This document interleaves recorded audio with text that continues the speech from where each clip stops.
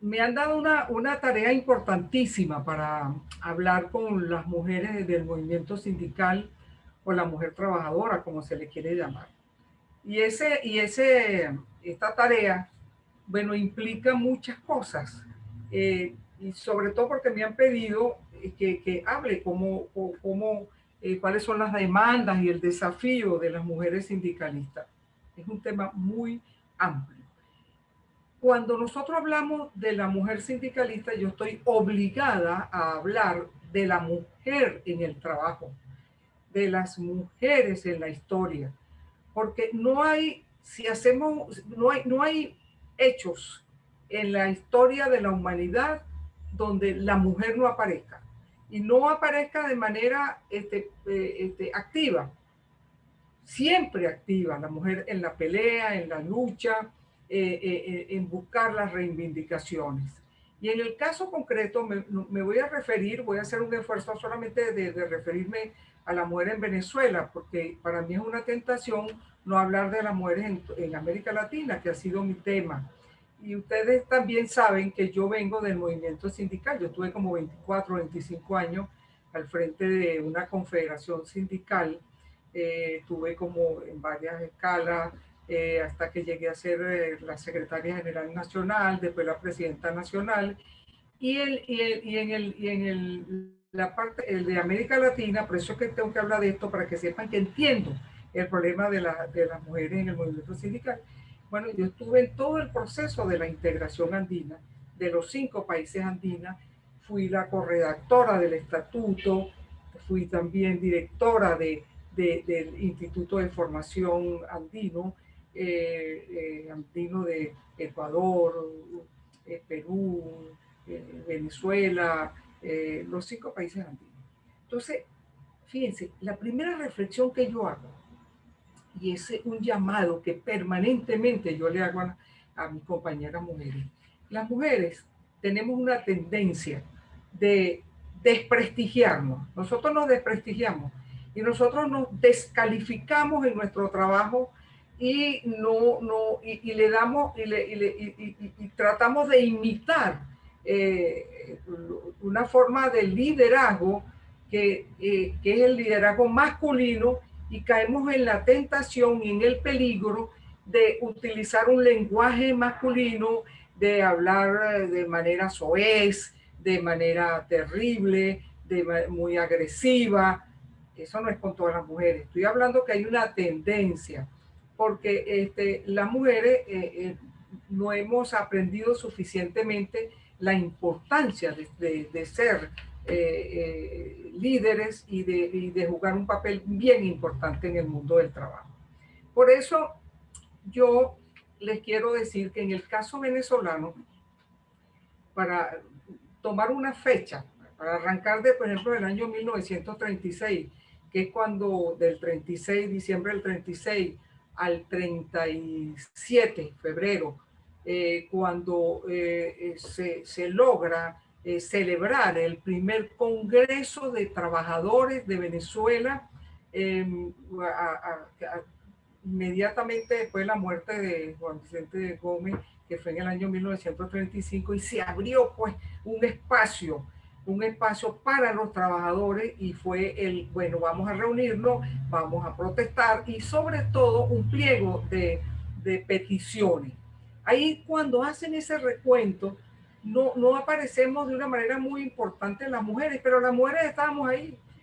Mire, y en esas tareas de esa gran huelga, que se llamó la gran huelga petrolera, y después llegó el presidente Eleazar López Contreras, que era el presidente del interinato para entrar a la democracia. Bueno, él disolvió ese evento tan importante, pero no aparecemos las mujeres con la importancia, porque las mujeres allí trabajamos muchísimo. Fuimos el gran soporte, pero un soporte maravilloso para que se pudiera dar esa huelga y para entrar. Ahí se registra en el año 35, que ya estaban incipientes los partidos políticos. Ahí las mujeres creamos un movimiento, una secretaría de mujeres y la cultura, y se creó también una secretaría de mujeres obreras que se encargaban de darle formación a las mujeres. Y esto es muy importante, esto es muy importante, porque las mujeres nos metimos en la parte fundamental y fue darle formación a las mujeres para que se comprometieran con el movimiento sindical. Bueno, pero en esa evolución política del 36 al 48, que es donde se producen muchas situaciones dolorosas, como es el que desconocen a la Confederación, que en ese momento no era la Confederación Venezolana de Trabajadores, que luego después en el segundo congreso se constituye como Confederación de Trabajadores de Venezuela. Bueno, en ese interín entran a desarrollarse los partidos políticos de entonces y crean, y en los partidos políticos hay una confusión muy grande porque se le da mucho más importancia al partido que al propio sindicato. Y ahí las mujeres quedamos entrampadas, porque ahí o éramos dirigentes sindical o trabajábamos por entrar a la parte política eh, partidista. Pero en el año 1944, las mujeres en pleno auge, en pleno lío, ya constituimos lo que se llamó el Comité Pro Sufragio Femenino. Eso fue importante, porque ahí estaban las mujeres que venían de los trabajadores, estaban las mujeres de los incipientes partidos políticos, y se logró que las mujeres entráramos a la modificación de las normas y después en la constituyente, cuando entramos las mujeres a formar parte de la constituyente, la primera constituyente democrática de ese momento. Entonces, pero ¿qué nos interesa? ¿Qué nos interesa? Que se comienzan a desarrollar una serie de organismos, pero la mujer se queda rezagada en la parte sindical. ¿Por qué? Porque ya la parte política quedó en manos de los políticos y las mujeres estaban allí como en la cola, a pesar del gran papel que jugamos las mujeres.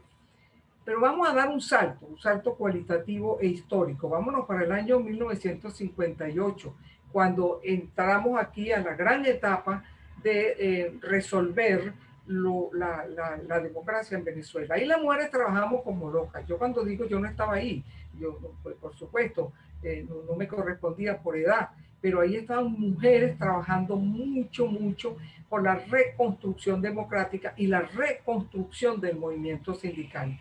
Bueno, las primeras directivas sindicales que salieron de allí no estaban las mujeres en la parte de la conducción. La mujer se quedó en la parte del apoyo, de dar, de la logística.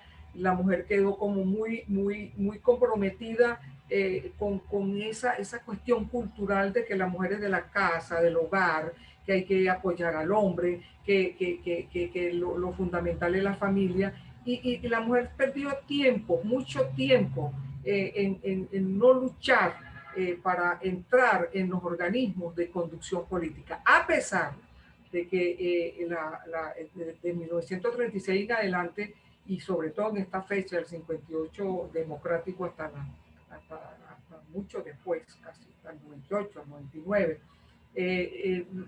estaba una organización que se llama la Federación Venezolana de Maestras de Mujeres. Habían muchas mujeres, y en el sector de la salud muchas mujeres. Esos dos sectores importantísimos entraron a conjugar lo que era la parte política partidista y la parte sindical. Y a pesar de que la Federación Venezolana de Maestros sus bases eran de mujeres, fue abrumadoramente tomada por los hombres. Eso no quiere decir que no hubo mujeres que entraron en la parte sindical, pero esa confusión de lo político y de lo partidista hizo que las mujeres quedaran enganchadas, que quedaran entrampadas en no encontrar su verdadero camino para tomar las riendas del movimiento sindical. Hoy, por ejemplo, vamos a hablar de hoy. Nosotros nos encontramos porque a pesar de todas las situaciones donde las mujeres nos confundimos y no tomamos la decisión de entrar de manera contundente en la parte sindical, bueno, mira, Voy a hablar de la CTB. En la CTB existen unas instancias de poder sindical que se denominan la FETRA, la Federación de Trabajadores del Estado Aragua, del Estado Carabobo, del Estado Apure, del Estado Guárico, Miranda, etc. Y allí hubo una incidencia muy importante de parte de la CTB porque ha estado dirigida fundamentalmente en las secretarías generales y en la presidencia por mujeres. En mi caso, yo formé parte de la Confederación de Sindicatos Autónomos de Venezuela y bueno, yo llegué a ser secretaria de organización, secretaria general, secretaria y presidenta nacional electa por hombres y por mujeres y por mujeres y por hombres. Y fue un fenómeno, eso fue un fenómeno porque ahí entramos las mujeres a participar. Yo fundé una cosa que se llamó el equipo femenino sindical, el FSIN, para donde le damos formación a las mujeres y estímulo para que se incorporaran desde las bases para formar parte de las estructuras de conducción sindical. Lo mismo que estuvo la CUTV, la Central Unitaria de Trabajadores, que es de la tendencia comunista, soviética, cubana, etcétera. Y allí hubo una mujer que formó parte de la vicepresidenta de esa confederación. Después hubo las divisiones sindicales, donde las mujeres ahí no fuimos las causantes de esas divisiones, sino, bueno, fueron los hombres, pues, pero las mujeres quedamos arrastradas allí. Y ahí entró, por ejemplo, una confederación que es la Confederación General del Trabajo, que fue una escisión de la CODESA, y allí fundamentalmente la junta directiva estaba constituida por hombres, aunque había mujeres. Voy cerrando con esto para decirles pues la importancia que hemos tenido las mujeres en el movimiento sindical, pero que nos tiene entrampado. Hay una trampa que no nos permite que nosotras tengamos un liderazgo propio, que nosotros diseñemos un liderazgo que nos identifique como mujeres, porque nos hemos quedado entrampadas en definir y pelear qué es género. El género, ¿qué es género? El género es sexo. ¿Qué es género? Entonces, en esa pelea de género nos han envenenado el ambiente, ahí se han metido otras situaciones que no tienen nada que ver con la mujer, sino una deformación de lo que es la mujer. Bueno, entonces, las mujeres hemos perdido un discurso. El discurso de la mujer se ha perdido porque no hemos construido nuestro propio discurso. Yo no sé qué ha pasado, porque las mujeres tenemos unas características y unas cualidades que son realmente, que no la pueden, no, son insustituibles, pero no, entonces aparecemos en las asambleas diciendo grosería, hablando como los hombres, actuando como los hombres, porque creemos que ese modelo de liderazgo masculino, algunas mujeres, no todas, ese modelo nunca lo copié, pero muchas mujeres se enamoraron de ese liderazgo masculino porque se dieron cuenta que eso daba como mucha seguridad para lograr entrar a las instancias del poder. Y hoy todavía las mujeres estamos entrampadísimas en ese modelo de ser mujeres de liderazgo masculino. Entonces, ahora tenemos la gran oportunidad de ver cómo hacemos. Fíjense, estamos hablando ahorita en Venezuela de un cambio político para retomar la democracia en Venezuela. Bueno, nosotras tenemos experiencia, hay mujeres que han sido ministras, y ministras de Educación, y ministras del Trabajo, y viceministras de Relaciones Exteriores, pero la cuestión de los trabajadores, con sus excepciones, que los hay de manera maravillosa, no hemos encontrado el camino exacto para entender, por ejemplo, un principio fundamental del movimiento sindical, que es la solidaridad. La solidaridad, que es la expresión más concreta del amor. La solidaridad es estar con el otro y con los otros. La solidaridad es hacer crecer las instituciones y hacer crecer los liderazgos. Pero el envenenamiento en el ambiente que nos han dado a las mujeres nos han quitado la gran oportunidad que tenemos nosotras las mujeres, que por naturaleza tenemos la ternura que nos da el tener las posibilidades de tener un hijo o no tenerlo, pero estamos hechas para eso. Y esa ternura de la mujer, oye, lo hemos perdido. Y entonces entramos a la diatriba de ver cómo yo saco a una mujer que está triunfando, cómo logramos que una mujer que esté subiendo, de una mujer que va a lograr entrar en la esencia de lo que es el poder. Y yo lo que le pido a las mujeres que estamos en el movimiento sindical, que en la construcción de este nuevo esquema de democracia, que es un nuevo modelo de democracia, entremos nosotros las mujeres a construir nuestro propio modelo de liderazgo sin miedo y sin ningún complejo de inferioridad.